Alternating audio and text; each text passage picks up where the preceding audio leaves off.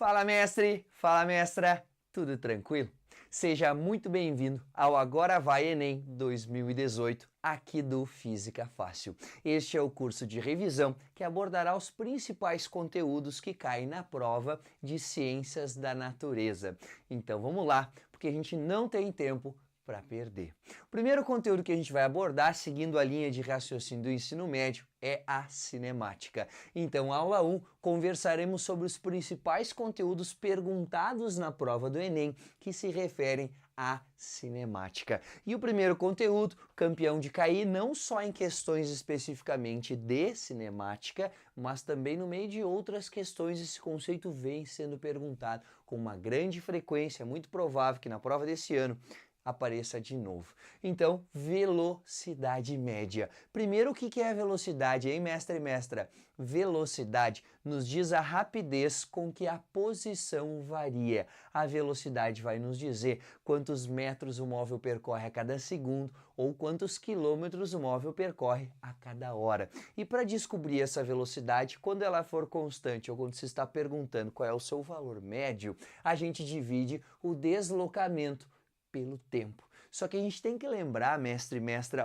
muito importante, que para calcular a velocidade média precisa-se contabilizar o tempo de pausa no meio da viagem. Então, se quem estava fazendo a viagem resolveu parar, esse tempo de pausa deve ser contabilizado. Nesse tempo foi o que eu botei aqui, como se fosse uma observação, não é mesmo? E incluir o tempo de pausa. Então, bem simples, para calcular a velocidade, distância sobre tempo, lembrando que no tempo aqui, caso seja a pergunta velocidade média, deve-se incluir o tempo de pausa. E tem uma certa dificuldade que os alunos podem ter, pode ser a tua dificuldade mestra, pode ser a tua dificuldade mestre, que é a transformação de unidades. Às vezes o Enem dá uma velocidade em quilômetros por hora e te pergunta, ou tu precisa para resolver uma questão, utilizar ela em metros por segundo. Ou vice-versa, né? Dá uma velocidade em metros por segundo e tu tem que responder em quilômetros por hora. É bem comum disso acontecer na prova de Ciências da Natureza. Como é que faz? Muito simples, mestre e mestra. De metros por segundo para quilômetros por hora é só multiplicar por 3,6. E de quilômetros por hora para metros por segundo é só fazer o inverso, dividir por 3,6. O porquê disso também é muito simples. Imagine o seguinte, se eu tenho uma velocidade de 1 metro por segundo, isso significa que eu ando 1 metro a cada segundo. Então vamos pensar, em uma hora que distância eu andaria tendo essa velocidade de 1 metro por segundo? Bom, se eu ando 1 metro a cada segundo, em uma hora tem, deixa eu ver, quantos segundos será que tem numa hora, hein, mestre? Hein, mestra? Sabe? Vamos pensar. Em uma hora tem 60 minutos.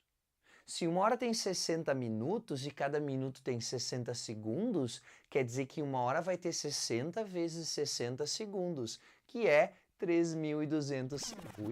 3.600 segundos. Quer dizer que em uma hora temos 3.600 segundos e se eu ando 1 metro a cada segundo em 3.600 segundos, eu vou andar 3.600 metros. Transformando-se 3.600 metros para quilômetros, quanto é que a gente atinge? O valor de 3,6 quilômetros. Então, 3.600 metros em uma hora, 3,6 quilômetros em uma hora. Quer dizer que 1 metro a cada segundo equivale em uma hora a 3,6 quilômetros. Então, 1 metro por segundo equivale a vezes 3,6, 3,6 km por hora. Só que ao invés de ficar fazendo essa conta lá no meio da prova, mestre e mestra, tem uma tabelinha bem útil que pode ser utilizada, aí tu vai ficar mais rápido, que é muito interessante numa prova que agora traz as 45 questões de matemática no mesmo dia. Não vai ser fácil, mas com certeza a parte de física vai ser muito mais física fácil depois desse curso de revisão. Então vamos lá. Qual é que é a tabelinha? Vamos começar por esse valor aqui que é o segundo da tabela, tá, mestre e mestra? 10 metros por segundo equivaleriam a vezes 3,6, 36 km por hora. Então, se 10 metros por segundo equivalem a 36 km por hora, quanto que 5 metros por segundo vai equivaler? Bom, se 5 é metade de 10, desse lado aqui vai ser a metade do 36, que é 18. Então, 5 metros por segundo equivale a 18 km por hora. Pode até lembrar assim, tá, mestre e mestra? A cada 5 metros por segundo equivale sempre a 18 km por hora. Então, os 15 metros por segundo é 10 mais 5 do lado da esquerda aqui da tabela. Então, vou somar 36 com 18, somando ali dá 54. Quer dizer que 15 metros por segundo equivalem a 54 km por hora. E 20 metros por segundo seria o 10 vezes 2, né, o 20, ó. Então, 36 vezes 2, 72 km por hora. Olha só que maravilha, é muito tranquilo, né? São valores que geralmente são eles que aparecem, né? 25 metros por segundo é só pegar o 20 e somar com o 5, ou seja, somar 72 km por hora com os 18. 72 mais 18 é uma soma feliz, né? 90, né? Porque final 2, final é uma maravilha para somar. Então, 90 km por hora. 25 metros por segundo equivale a 90 km por hora. Então, a gente já pode parar um pouquinho aqui de conversar sobre a tabela e pensar. Quando o automóvel encontra-se a uma velocidade de 90 km por hora, isso significa que ele percorre 25 metros a cada 1 segundo. Ao final de 4 segundos, 25 vezes, ele vai percorrer 100 metros. Quer dizer que a cada 4 segundos o carro percorre 100 metros, olha como é bastante, quando a sua velocidade é de 90 km por hora. E o último valorzinho da tabela, não que a tabela precise parar por aqui, se quiser continuar fazendo, não tem problema, é só que os valores que mais aparecem estão aqui, então vamos lá, não vamos perder tempo, não é mesmo? Então 30 metros por segundo equivale a 108 km por hora, porque 25 mais 5 é 30. Então 18 mais 90, que dá 108, será a velocidade. 30 metros por segundo equivalem a 108 km por hora. E quando o Enem traz a pergunta de velocidade, ele dá uma distância, ele dá tempo. Se alguma outra coisa na questão depender de velocidade, é só fazer a conta de distância sobre tempo. E nas unidades do Sistema Internacional, metros e segundos, né? Metros por deslocamento, tempo e segundos, nós vamos encontrar a velocidade, então, que é útil para resolver a questão. E aí, seguindo a sequência da nossa primeira aula, vamos conversar sobre um assunto que o Enem tem mostrado bastante preocupação, bastante interesse, e eu acho muito importante que o Enem olhe para isso, que a prova de Ciência e Natureza diferencie os tipos de aceleração. Existe a aceleração tangencial e existe a aceleração centrípeta. E aí, mestre e mestra, sabe qual é que é a diferença entre essas duas acelerações?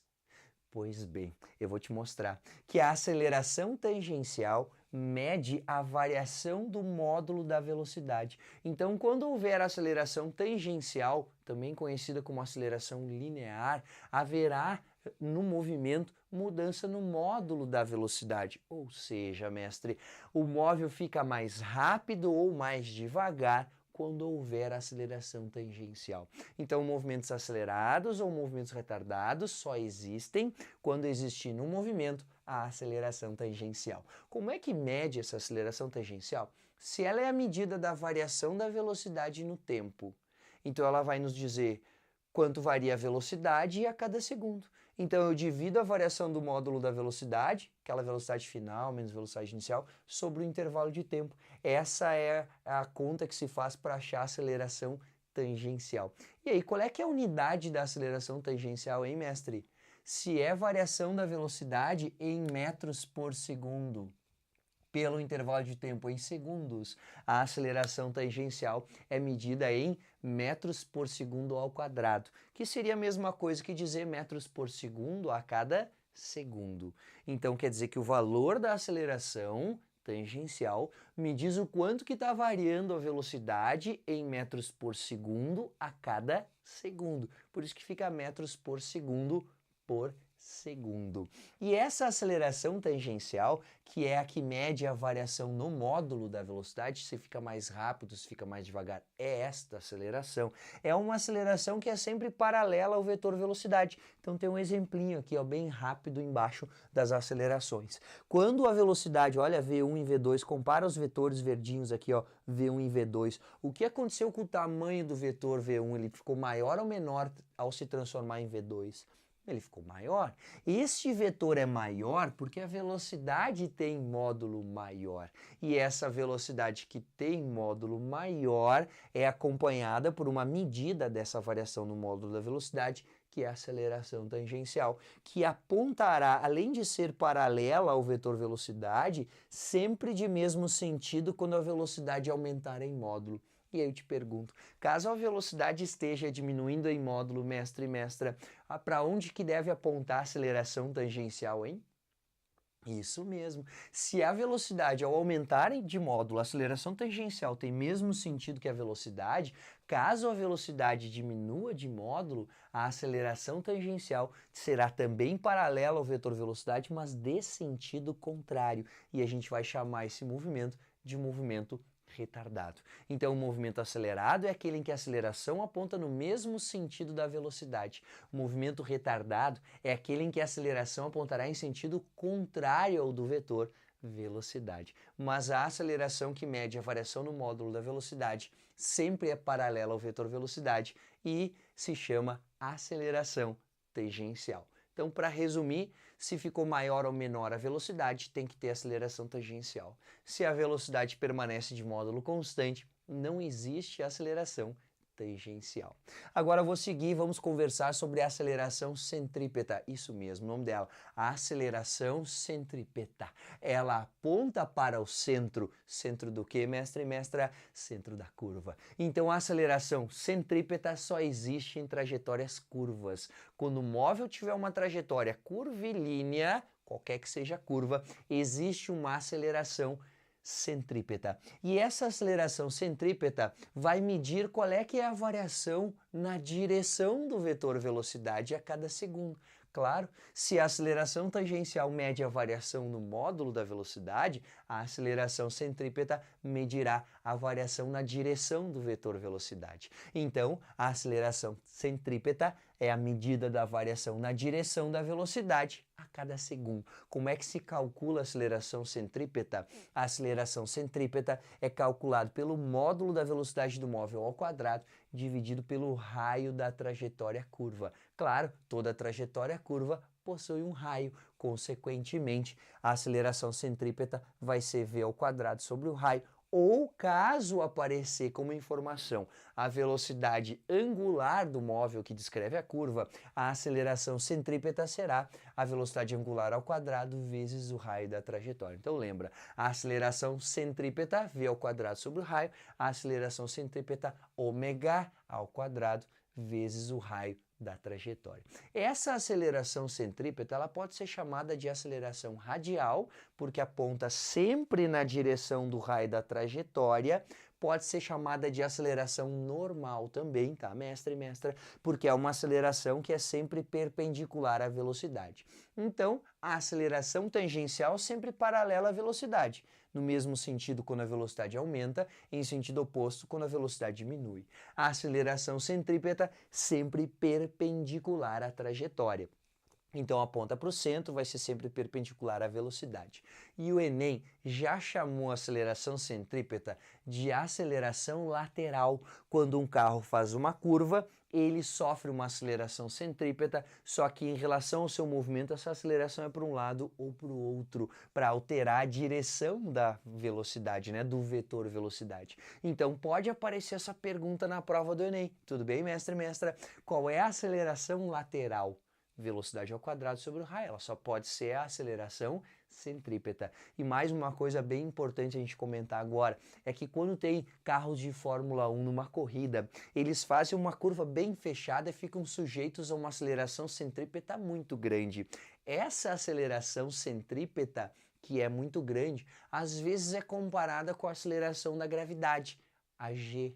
Então, quando eu disser assim, um piloto fica sujeito a uma aceleração na curva de 3Gs, de 3 vezes a gravidade, uma força 3G, isso significa que ele está sujeito a uma aceleração centrípeta 3 vezes maior do que a aceleração gravitacional. Como geralmente arredonda-se a aceleração gravitacional para 10 metros por segundo ao quadrado, então se eu digo que o carro faz uma curva com uma aceleração lateral igual a 3g, isso significa que a sua aceleração centrípeta vale 30 metros por segundo ao quadrado.